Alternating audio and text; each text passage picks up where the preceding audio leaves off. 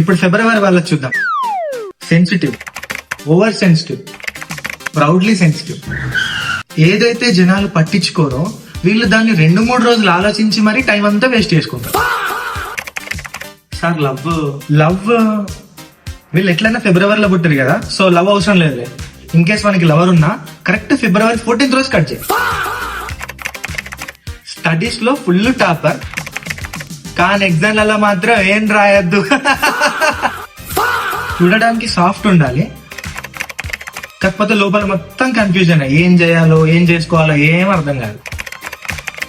Problem solving skills ఉండాలయ్యా.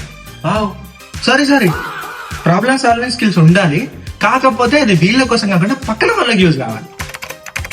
గుండెల్లో మొత్తం బాధ, బ్రెయిన్ నిండా ఫుల్ ఫ్రస్ట్రేషన్. సరిపోట్లే ఇంకేమని చెప్పు.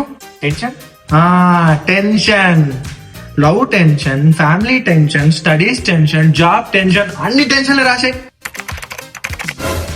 వీటి రాస్తుంటే నాకేంత టెన్షన్ ఉంది, ఎలా బతుకుతాడు ఎలా.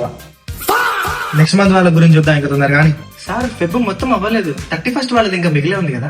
31st ఏంటి, ఫిబ్రవరిలో 30 days రాసినావా? నో, ఫిబ్రవరిలో 20 days ఉండాలి సార్. మరి 20 అంటే బాగోదు సార్. ఏంటని ఎలాగోలా, సర్లే ఒక 28 days రాసుకోపో సార్. 28 కూడా సరిపోదు సార్. సరే నీకోసం ఒక 29 days, అది కూడా 4 years ఒకసారి. నా కోసం ఈ 29th రోజు పుట్టినాడు పరిస్థితి ఏంటో.